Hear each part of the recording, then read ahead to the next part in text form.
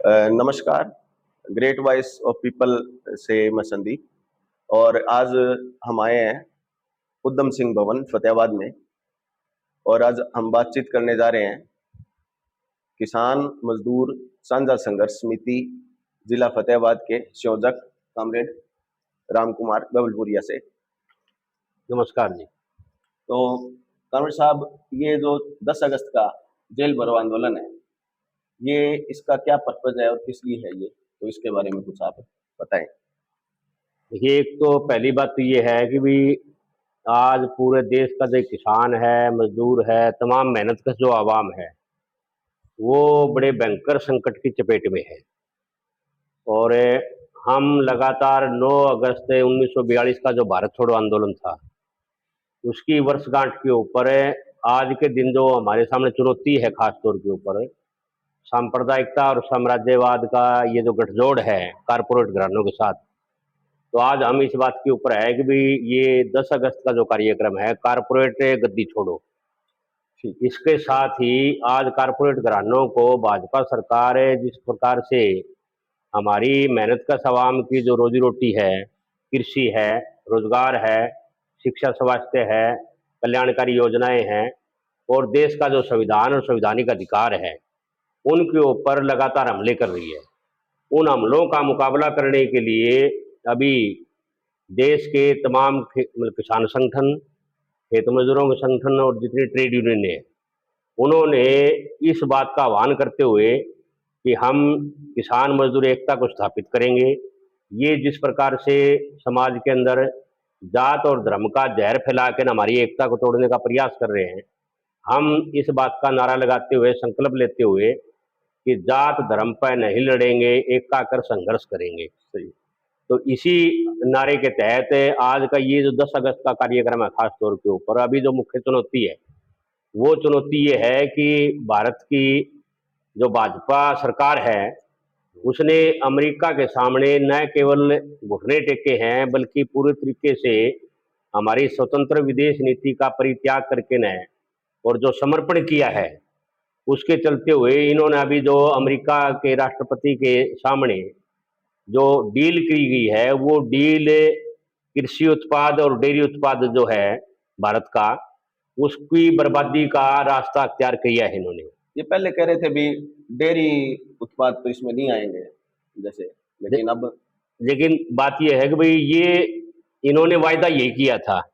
जो मंत्री स्तर की मतलब विस्तारित बैठक हुई थी, उस बैठक से पहले इन्होंने आश्वासन दिया था कि भाई इस एग्रीमेंट के अंदर हमें कृषि और डेयरी उत्पाद को बाहर रखेंगे।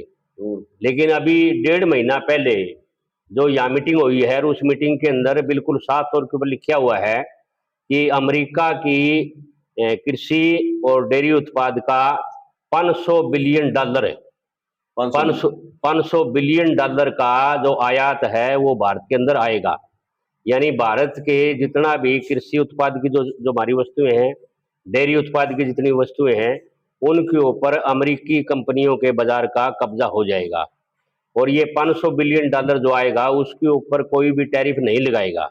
ये भी उन्होंने कंडीशन के अंदर लिख दिया। हर साल आएगा, हर मतलब अगले 5 सालों का एग्रीमेंट है ये। अच्छा, 5 सालों का। 5 सालों के अंदर $500 बिलियन का ये उत्पाद आएगा प्रदेश के अंदर। और जो हमारे देश की कृषि और डेयरी उत्पाद का जो बाजार है, उसको पूरी तरीके से अपने नियंत्रण में कर लेगा।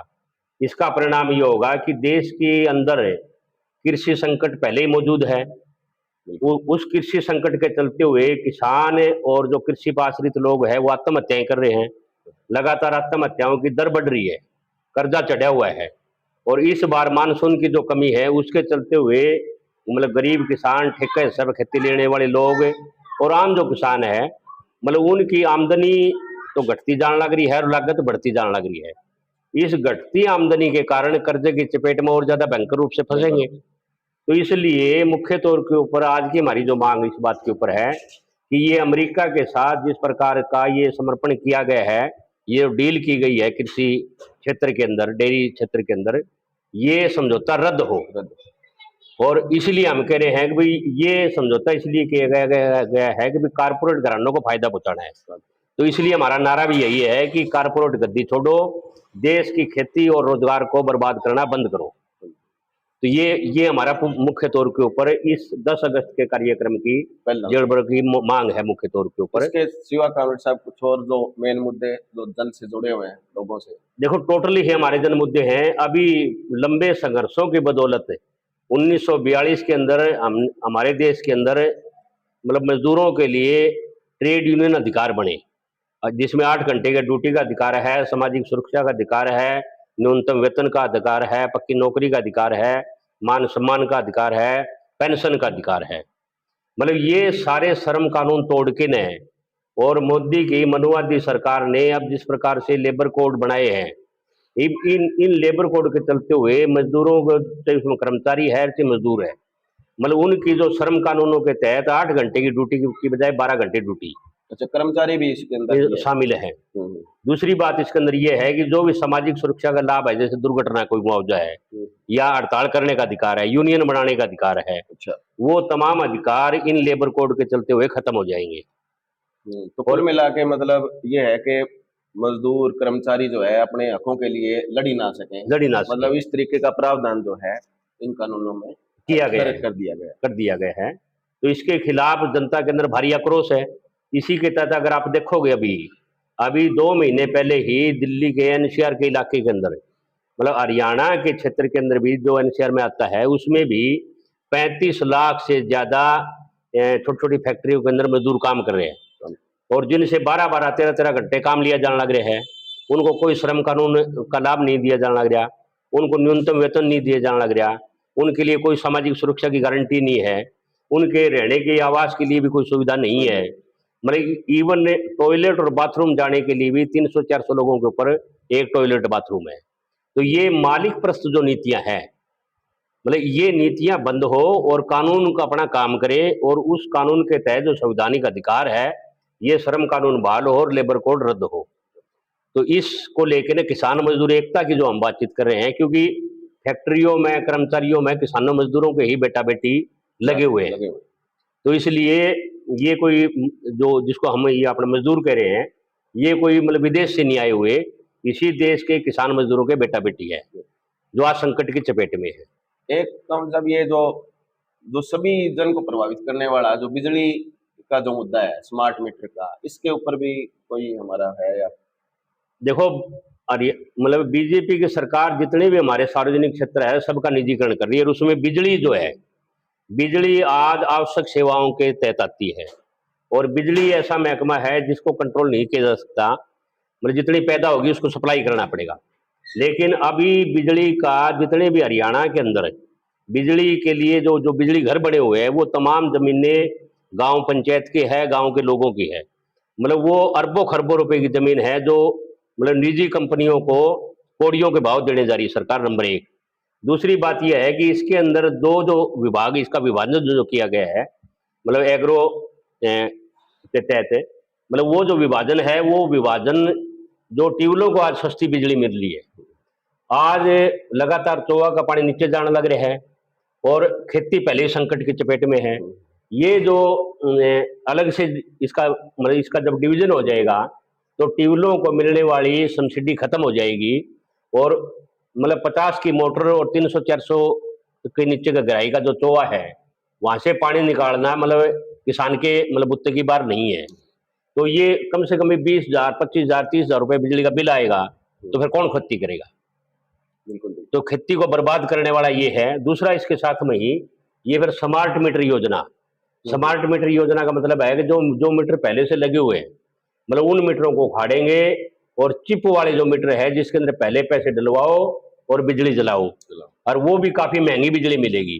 तो इसलिए गरीब घरों के अंदर, आम जनता के घरों के अंदर अंधेरा करेंगे, और बहुराष्ट्रीय जो कंपनियां हैं उनके मुनाफे के लिए बिजली को पूरी तरीके से निजीकरण करेंगे। तो इसके खिलाफ बिजली के कर्मचारी, बिजली के इंजीनियर, बिजली के आम तमाम लोग वो हड़ताल पे जा रहे हैं। अभी 11, 12, 13 अगस्त की हड़ताल करेंगे वो, और 10 अगस्त के कार्यक्रम के अंदर भी ये हमारा मुख्य मुद्दा है कि ये बिजली का जो निजीकरण है ये मतलब बंद हो, और ये स्मार्ट मीटर योजना रद्द हो।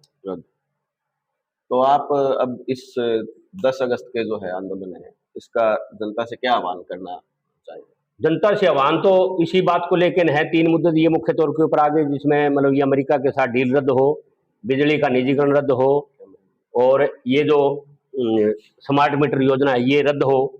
तो इसके साथ ही मतलब जो खास तौर के ऊपर ग्रामीण गरीब है, मतलब बहुमत आबादी ग्रामीण गरीबों की आज रोजगार के लिए दर दर भटक रही है, इनके लिए एक आशा भरी किरण थी ग्रामीण रोजगार गारंटी कानून, जो मोदी सरकार ने एक झटके के अंदर उसका मतलब कत्ल कर दिया।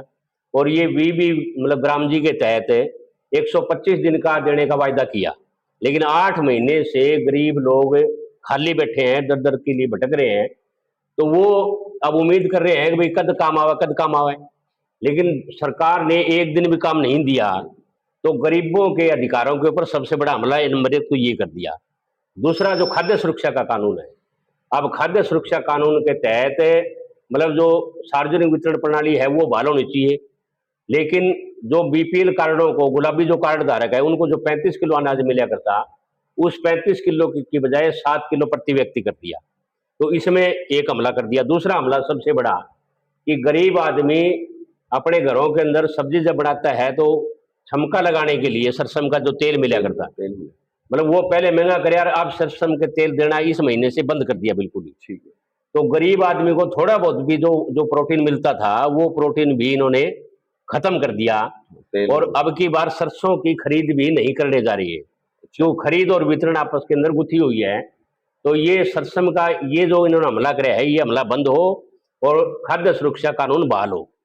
इसी के साथ साथ में ही जो बुढ़ापा विधवा विकलांग पेंशन है, अब उनके ऊपर आमदनी की शर्त लगा दी। अब किसी आदमी ने लोन लिया है या अपने कोई जिन्स बेची है या कोई भैंस बेची है, उसका पैसा खाते में आया, खाते में आया ही फैमिली आईडी के अंदर पड़ी पड़ी में उसके अंदर ही आमदनी बढ़ गई। आमदनी बढ़ते ही बुढ़ापा पेंशन के ऊपर कैंची चल गई। जबकि बुढ़ापा तो ये जो पेंशन है ये मतलब बुजुर्गों के सम्मान की पेंशन है, स्वाभिमान के लिए। क्योंकि कोई भी उनकी बेटी आती है या कोई उसका मतलब हरी बीमारी के कोई बात है, तो मतलब 3,000-3,200 रुपए के अंदर वो अपना गुजारा कर लेता है। लेकिन ये मतलब बुजुर्गों के ऊपर सबसे बड़ा अपमान इन्होंने किया है। ऐसे ही और जितनी कल्याणकारी योजनाएं हैं, मतलब उन कल्याणकारी योजनाओं के अंदर लगातार कटौती करने लग रही है। और सबसे बड़ा मसला इस बात के ऊपर चिंताजनक है, ये जिस विकास का ढिंढोरा पीट रही है, उस विकास के ढिंढोरे के अंदर गरीब जो बस्तियां हैं शहरों के अंदर, गांव के अंदर, उनके ऊपर बुलडोजर चला भी रही है। फरीदाबाद के अंदर 10,000 से ज्यादा मकान तोड़ दिए, नरवाणे में मकान तोड़ दिए। ऐसे ही अपने इलाके के अंदर भी अनेकों गाँव में गरीब लोगों को उजाड़ने के नोटिस जारी कर रखे हैं। तो आवास का जो सवाल है ये मतलब आज के दिन मुख्य सवाल है।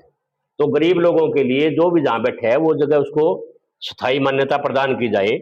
और ये लाडो लक्ष्मी योजना में जिस रूप का ये मतलब अपन ढकोसला करने लग रहे हैं, मतलब उसके अंदर इतनी ज्यादा इनकी बेउदगियां सामने आ रही है कि मतलब 15-15 साल हो गए शादी हुए ने, और उनको कह रहे हैं कि तुम्हारी अभी तक शादी नहीं हुई, मेरी सर्टिफिकेट बनवाओ। ऐसे ही डेट ऑफ बर्थ मांग रहे हैं, अब डेट ऑफ बर्थ कहाँ से लेके आएंगे?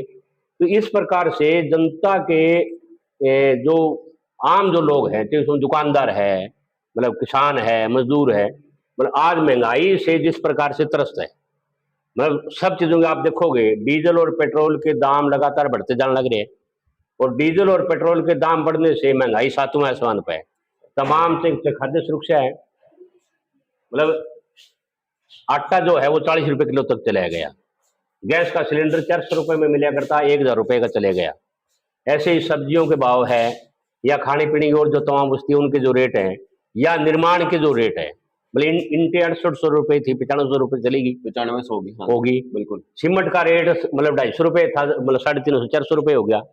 तो आम आदमी मतलब कैसे मकान बनाए, कैसे जिंदा रहे, कैसे मतलब रोज रोज अपने मतलब उसमें घर का गुजारा चलाए।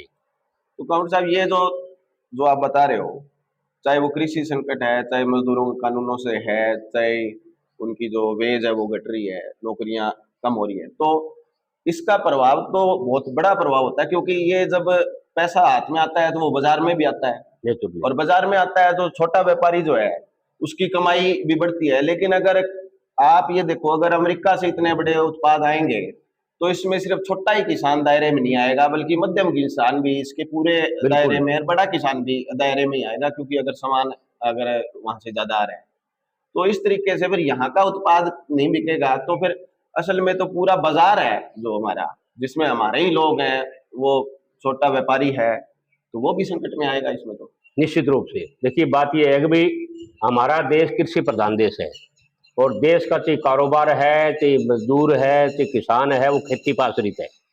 हमारे देश के अंदर मतलब औद्योगिक क्षेत्र के अलावा ज्यादातर जो जनता है वो कृषि के इर्द गिर्द ही उसका जीवन है।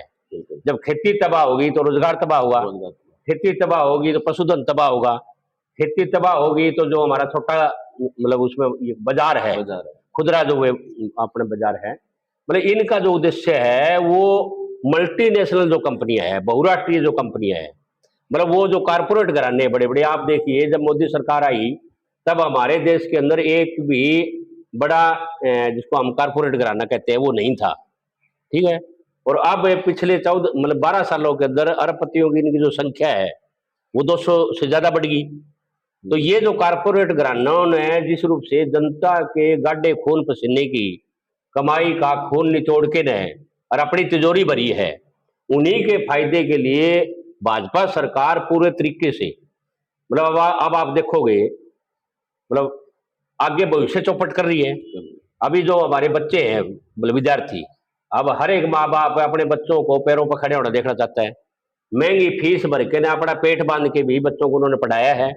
अभी नीट के पेपर जिस प्रकार से लीक हुए हैं, और नीट के पेपर जितने पेपर लिए गए हैं 29 बार से ज्यादा इनके पेपर लीक हुए हैं।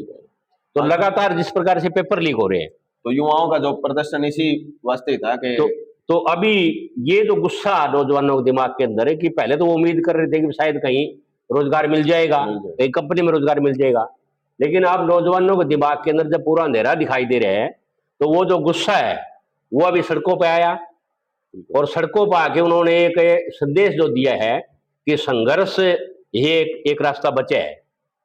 उसी संघर्ष के रास्ते के ऊपर आज मतलब किसान भी, मजदूर भी, ट्रेड यूनियन भी, विद्यार्थी भी, नौजवान भी और महिलाएं आंदोलन कर रही है। मतलब आज के दिन मतलब मोदी सरकार आने के बाद के अंदर ग्रामीण क्षेत्र के अंदर महिलाएं कर्जवान है, मतलब 3-3, 4-4 लोन ले रखे उन्होंने, 30,000 का, 40,000 का, 50,000 का, और लोन चुकाने की उनकी हिम्मत नहीं है। अगर 200 दिन का काम और 700 रुपये दिहाड़ी हो जाए तो कम से कम गरीब आदमी मतलब रोजगार वो उसमें संकट की चपेट में ना आए। तो ये कुल मिला के न देश का जो भी मेहनत का आवाम है, उस मेहनत का आवाम को ये मतलब उसमें संकट में पैदा उसमें डालना चाहती है, बर्बादी के उस रास्ते पे लेके जाने लग रही है। और जब लोग संघर्ष कर रहे हैं, संघर्षों में जवान लग रही है, तो इनके पास कोई एजेंडा नहीं है। इनके पास केवल एक एजेंडा है कि ये लोगों को जात और धर्म का जहर फैला के न, नफरत फैला के न, ये हम देख रहे हैं लगातार।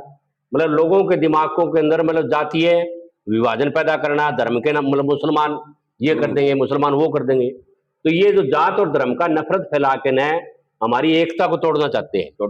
लेकिन लोगों के अंदर इस बात को समझ चुके आज लोग कि इनके बकावे में नहीं आने लग रहे, इसलिए आज आप देखोगे कि कोई तबका ऐसा नहीं है जो सड़कों के ऊपर ना हो।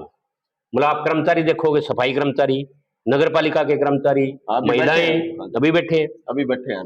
तो विद्यार्थी, नौजवान, किसान, नरेगा मजदूर, कोई तबका ऐसा नहीं है जो आज इनकी नीतियों से मतलब खुश हो। तो इसलिए हम कह रहे हैं कि भाई नीतियों में जनपक्षीय बदलाव करो।